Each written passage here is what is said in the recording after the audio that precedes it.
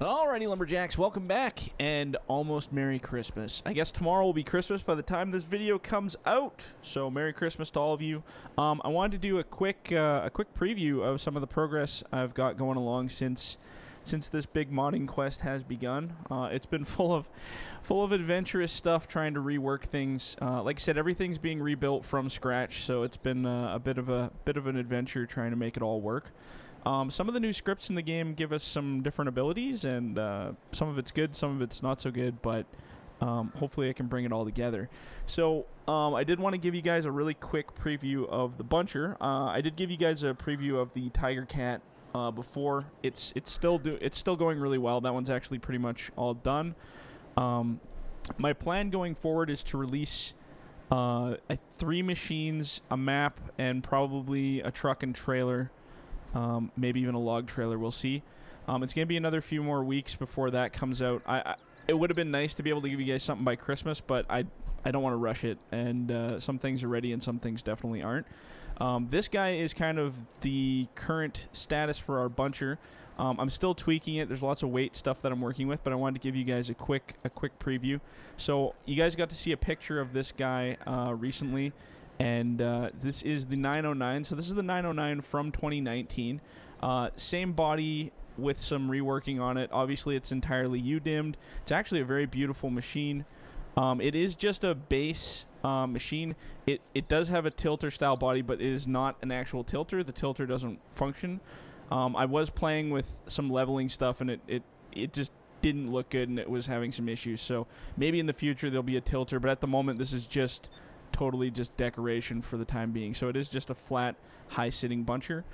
This one is featuring the ProPack 24X buncher head, which was donated by ProPack, the company themselves. They gave me this beautiful model, and I was able to rework it and make it come into the game. It's actually a very awesome model.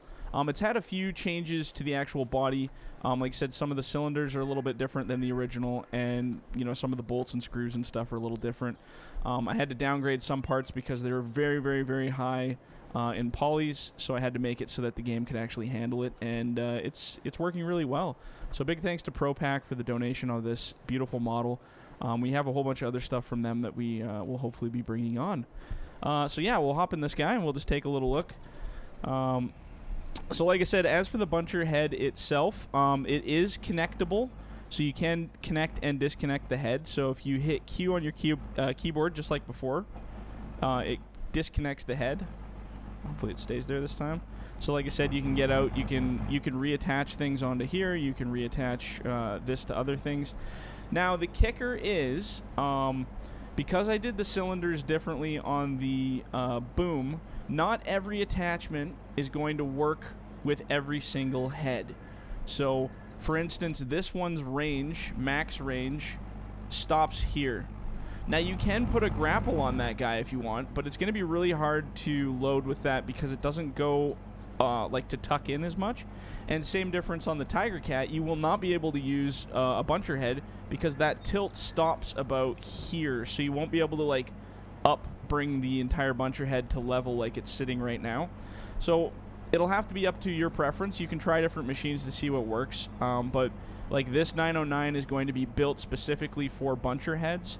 And I mean, if you have other attachments, maybe you can make those work as well. All the attachments will be universal, so they will connect, but they won't necessarily work perfect with every machine. These heads are not going to be 100% universal for every single attachment, sort of like real life.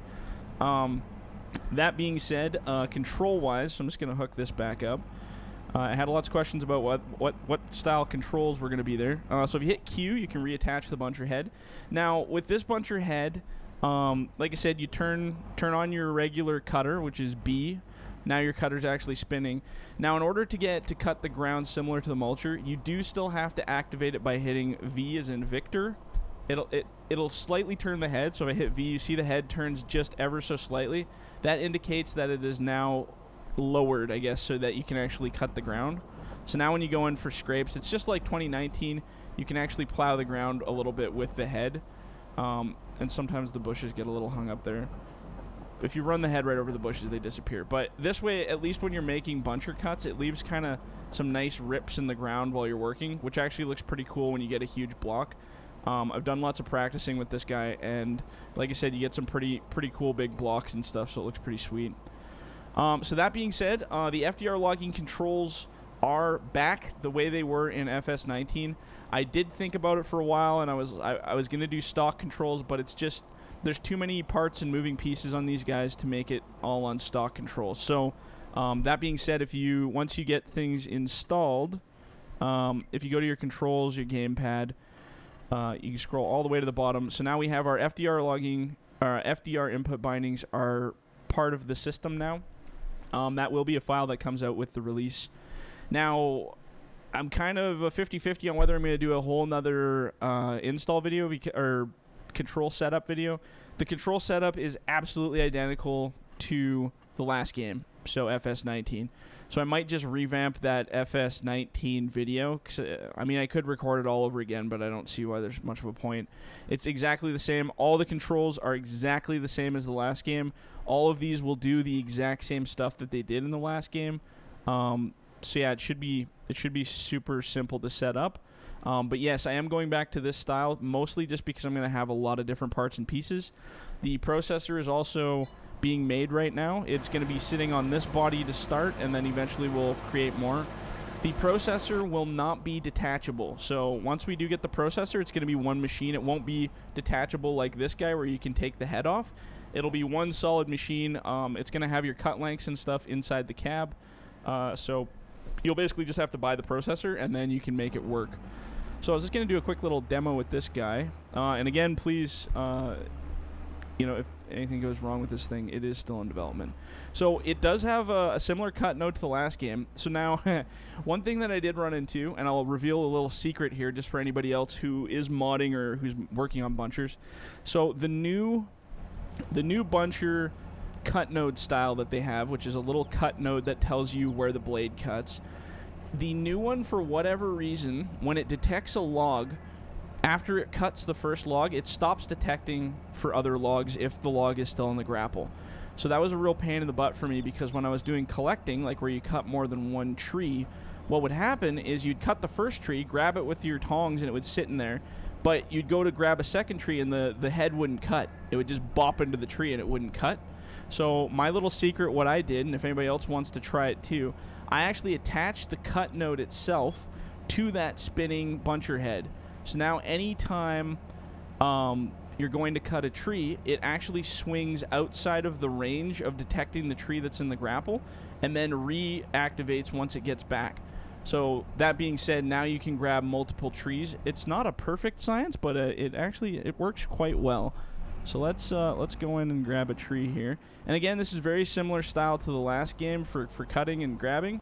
The only major difference now is that these tongs that are on here are actually component based instead of solid.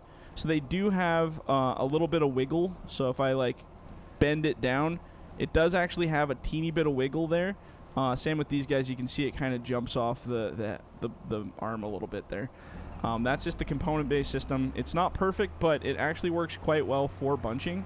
So we're just going to grab a couple trees. And again, your secondary claws do their job where you can close those. Those are set as your secondary claws in your controls, exactly the same as the last game. So if you've set stuff up like the last game, you're just going to be laughing because it's very, very similar to this one. Oops. Oh, geez. First I have to actually learn what I'm doing here. There we go.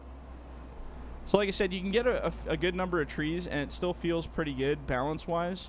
Your secondary claws work well, your primary claws work well, and piling and stuff. The other thing I'm trying to work on right now is sound effects, because obviously right now it's just using base game sound effects. But I'm having some difficulties there, so hopefully I can get that running well by the time we get to the processor, because there's a lot of sound effects on there that I would like to get, and I don't think I have my head lowered, do I? Oh, there we go. I was wondering why I wasn't scoring the ground. So yeah, if you ever have it where it's not scoring the ground, you just hit V for Victor, and then it will score the ground at a certain angle when you go to do that, and wipe out all the goodies. Now sometimes when you're trying to remove bushes and stuff, it doesn't seem to collect all the bushes out of the way. You kind of gotta move it around a bit. I might be able to improve that before release as well. There's tons of tons of little things going on that I do want to repair and fix. And like I said, the game is relatively similar to the last one in terms of modding, but there's still lots of stuff that's changed to make it a little bit trickier. But for the most part, like I said, as you can see, the buncher works quite well. Actually, I think it works even a little bit better than the last game. The other thing I noticed, I'm just going to turn this off so it's not so loud. The other thing I noticed is it doesn't leave the ends warped like it used to. So the new cut nodes don't leave the ends all jagged and warped. But that being said, once in a while you'll catch a tree. I was doing a little bit of cutting in here, and it'll do something like this, where it like tears the texture. And this is similar to like what we were having in Logging from Scratch and a couple other videos I've seen, where the trees just do this kind of wacky ripping thing. Same on the little bits. Sometimes it gets kind of weird ends on them. But for the most part, most of the stuff I cut was actually quite balanced and well. And then, like I said, once we get the processor up and rolling, it should be good. I guess I've never really shown off this map either. So this is a new map. It's still very much in build right now. It's a little empty. There's not a lot going on. So I am leaving a lot of empty spaces at the mill because now there are placeables wherever they are in here. Objects, maybe? I don't know what the heck they're under. I think it's under placeables. Anyway, so you can actually place like sawmills. You can place refineries, carpenter, that kind of stuff. So unlike the other maps where I had it loaded with like lots of stuff, I left lots of space on these because I'm expecting lots of people to kind of do it yourself, build your own maps and build your own stuff. And then I just kind of created all these different little areas here. As you can see, this map's not quite finished yet. I still have a lot of work to do with the map itself. Like I said, it's just kind of blanked out.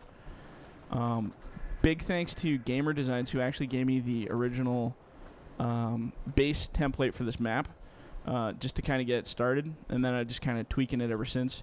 Like I said, there's lots of roads and areas and blocks and stuff and cool little areas to kind of take yourself around. The introduction of things like little sticks and stuff, you can't move these, they're just decoration, but it adds a lot to the forest floor just to kind of give it a little bit more depth for your areas. And yeah, it's just a lot faster building your maps, and it looks a lot different. So after you actually go through and cut out these big blocks, it's quite nice because you have a lot of room and a lot of space left, and it actually looks like you've cut a block. Like it looks all wrecked up really good, and with all the little gouges from the machines working, it turns out pretty good. The trees themselves are all straight ones, so I don't have any of the bent ones. The only ones that have any kind of bendiness, and the only one I brought over from the game were these ones. And they don't really have that much bend at all. It's barely enough to make a bend. All the ones that were from the stock game, the bendy trees, are all gone now. That's strictly just because the stock ones were horrible, as I showed in the physics video, about how they kind of get these big jowls and chunks missing. These ones are perfectly straight when you cut them, so they stack nice. You can handle them really well, and as you saw in the buncher, they cut really well too. The LODs on the trees are actually expanded out compared to the last game. I have my graphics turned down a little bit because I was doing some kind of heavy testing, but if you have everything set on full, you can see the full distance of the trees and all the good stuff. My previous FDR maps in 19 did not have LODs, so you can only see the trees up to like, a certain short range. Now you'll be able to kind of see them kind of at a distance, to see kind of where your landscapes are and all that fun stuff. Yeah, so this is just a kind of a cool little logging map. I think it'll be really fun. People building roads, you'll be able to build your own blocks.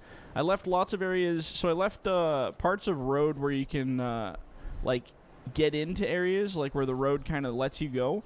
But then, from here you can break out your block to go way up into the mountains over there or alongside the shore. And there's tons of these heavy blocks that are kind of side to side, piled all over the place. So I think you guys will have a lot of fun logging it out.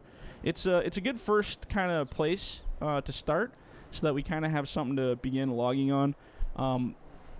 There's going to be lots of other maps coming out in the future, but I just wanted to get something out that was, detailed and still had lots of good stuff to go log in. And then in the future, we'll have all kinds of different ones, hopefully some winter maps and some maybe fall maps or something to kind of change it up. But yeah, for the most part, that's all I wanted to show you guys. So just a little kind of Christmas teaser here. Again, for ETA on release, I know lots of people have been sending me unlimited messages saying, they want stuff now. I do want to release it as a pack. I don't want to release the machines one by one. because one, I want to do testing while they're all together, and two, I want a pack that when you guys get it, you have all the things you need to actually start logging, except for a skidder, which will be coming later. But you guys should be able to figure it out with what we got here so far. So hopefully, I want to say like beginning of January, middle of January, somewhere, I'll be able to release a pack. Don't quote me on that entirely, but that's what I'm aiming for. There's still going to be some more testing and stuff, and I have to do multiplayer testing as well to make sure it works. Yeah, but hopefully you guys will like it. And like I said, so far so good with the testing. Thanks everybody for the kind words and support that you've given along the way. It's been super fun. And yeah, keep watching social media. I'll have posts coming out and videos and all that fun stuff to let you know how the progress is going. But yeah, anyway, Merry Christmas to everybody starting tomorrow. I hope you have excellent holidays, because I know I'm gonna. All right, guys. Well, we'll catch you on the next one. And, don't forget to hug a tree. Talk to you later. Bye.